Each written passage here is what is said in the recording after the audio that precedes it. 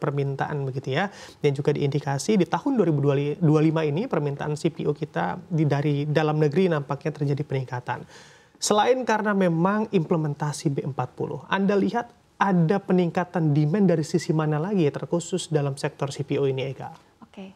Memang tidak hanya untuk B40 saja ya. Tentu kita membutuhkan CPO kita ini untuk kosmetik juga, lalu juga untuk oleokimia kita juga, dan itu juga salah satu produk turunan yang kita andalkan untuk ekspor juga sebetulnya, Bram. Jadi sebetulnya ini seperti domino efek ya, dengan meningkatnya kebutuhan untuk B40, maka yang lainnya juga dengan kebutuhannya tetap sama harus dikejar nih bagaimana produktivitasnya begitu. Jadi peningkatan produktivitas itu diperlukan untuk memenuhi kebutuhan yang memang semakin meningkat begitu, Bram. Oke, secara persentase kebutuhan atau demand CPO dalam negeri kita lebih banyak kemana dan persentasenya seperti apa sih dalam koridor-koridor kebutuhan tersebut, Eka? Sebetulnya sejauh ini selama ini kan kita memang lebih banyak untuk mengekspor yang mentahnya ya, Bram ya. Lalu untuk yang produk olahan itu turunannya memang terkadang masih nomor 2 lah ya. Jadi mungkin presentasenya dengan sekarang ini kita selain mengekspor untuk yang mentah, kita juga berfokus bagaimana kita bisa menggunakannya sebagai pendukung untuk B40 dan juga nantinya untuk produk-produk turunannya. Saya melihat pergerakan banyak kita berfokus ke sana daripada yang sebelumnya lebih banyak ke mentahnya begitu, Bram. Oke. Saat ini pemerintah juga dalam naungan begitu ya program besar yaitu makanan bergizi gratis yang dimana tentunya akan berdampak pula pada peningkatan dari konsumsi minyak goreng. Nah, kalau dari program makanan bergizi gratis, program besar pemerintah, apakah ini juga serapannya juga makin besar lagi terhadap CPO kita atau Anda melihatnya sudah dalam koridor yang cukup stabil, sudah disiapkan oleh pemerintah?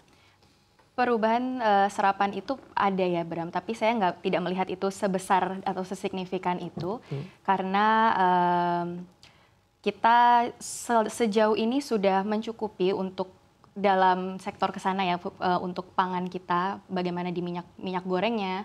Tapi mungkin dalam waktu dekat dengan kita mendekati hari raya juga ya, kebutuhan juga meningkat. Mungkin ada jangka pendek lah sedikit kenaikan dalam kebutuhan untuk konsumsi begitu, Bram. Oke, akankah mempengaruhi harga minyak goreng kita juga karena berbagai serapan yang cukup tinggi pada tahun ini? Itu sepertinya sudah menjadi hal yang langganan ya untuk kita dengan adanya hari-hari raya besar.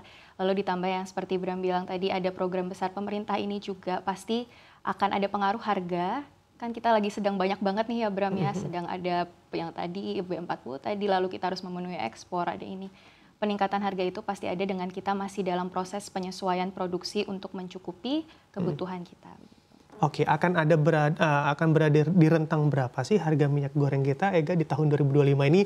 Pasti ibu-ibu di rumah juga menantikan, dan juga was-was apabila minyak goreng terjadi peningkatan harga. Iya, untuk sejauh ini dari tahun ini sendiri ya, Bram, kenaikan itu tidak begitu besar untuk minyak goreng, lebih ke bahan pokok lainnya dan tidak mencapai lebih dari 2% sejauh ini. Jadi harapannya juga ke depan kita bisa tetap menstabilkan itu, mungkin masih bisa di bawah 5%, jadi masih upamanya masih dalam harga yang cukup normal ya, tidak dalam lonjakan yang begitu tinggi begitu. Oke, kita amati juga secara data, Ega, ekspor CPO dan turunannya di bulan Desember lalu turun hampir 10%. Apakah memang ini juga dikarenakan dengan demand yang terjadi peningkatan di dalam negeri?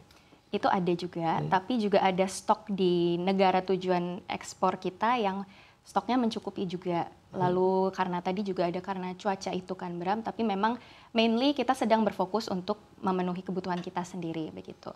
Oke, untuk diversifikasi negara tujuan, apakah memang negara kita sedang menjajaki negara-negara tujuan yang baru untuk memasarkan produk CPO kita? Oke, sejauh ini yang saya perhatikan memang kita masih berfokus di China dan juga India ya, Bram ya. Mungkin untuk diversifikasi itu mungkin diperlukan, tapi saya belum melihat fokus ke arah sana sih. Masih lebih banyak ke negara yang memang sudah menjadi tujuan kita selama ini begitu. Oke, negara yang sudah existing begitu ya, Eka. Kembali ke masalah produktivitas, sebetulnya Anda analisa karena memang produktivitas ini menjadi kunci begitu ya dalam semua target dan tujuan pemerintah kita khususnya di sektor CPO. Masalah utama dan juga fokus utama yang harusnya diselesaikan oleh pemerintah dalam mengatasi masalah produktivitas khususnya sektor sawit Indonesia ada di mana, Eka? Harus menguatkan di PSR tadi, Bram. Kita harus tetap memikirkan kesejahteraan yang petani rakyatnya kita juga. Lalu bagaimana kita bisa yang pastinya infrastrukturnya apakah cukup mendukung baik itu bagi yang produksi kecil maupun yang besar agar penyerapannya juga bisa maksimal dan dengan bantuan teknologi ataupun logistik yang mencukupi. Jadi memang ini kembali lagi ke core-nya. Begitu karena yang kita sedang antisipasi kan ini bagaimana kita memenuhi kebutuhan, tentu core-nya ini harus kita kuatkan agar produksi kita ini bisa stabil, lebih baik lagi agar kita bisa produksi lebih banyak nantinya tidak hanya untuk kita sendiri tapi juga semakin bisa ekspor dan syukur-syukur kita bisa di global kita bisa memimpin untuk sektor di CPO ini begitu. Oke, baik. Pemerintah juga membuka beberapa lahan baru di wilayah mana saja, Ega, dan kira-kira capaian produksinya ditargetkan berapa? Untuk capaian produksinya, Bram, memang kemarin itu sebentar saya takut salah sebetulnya, Bram, ya. Tapi yang pasti saya yakin ini membutuhkan banyak fokus juga karena untuk di lahan-lahan baru pastinya untuk sumber daya alamnya itu membutuhkan proses bagaimana cara memanfaatkannya dengan baik. Jadi kemungkinan proses ini nantinya akan sedikit memakan waktu dan juga perlu juga mengedukasi petani-petani di daerah sekitar begitu, Bram. Oke, lalu seberapa penting juga peran dari pemerintah daerah tentunya ya dalam hal ini dalam meningkatkan produktivitas khususnya di lumbung-lumbung sawit kita dan peran apa yang juga diperlukan dari pemerintah daerah untuk khususnya untuk produktivitas dari para petani? Ya, sebenarnya kembali lagi ke yang tadi ya, Bram ya. Kita itu perlu banyak mendukung di bagaimana infrastrukturnya ini memadai karena terkadang dengan sumber daya alam kita yang melimpah, kita ini berkendala di bagaimana cara kita memprosesnya, bagaimana cara kita memanfaatkannya untuk dijadikan produk akhir begitu. Jadi selain dibutuhkan bantuan dari pemerintah pusat kepada bagaimana nih nanti tolong didistribusikan teknologi seperti ini, ilmu edukasi seperti ini demikian.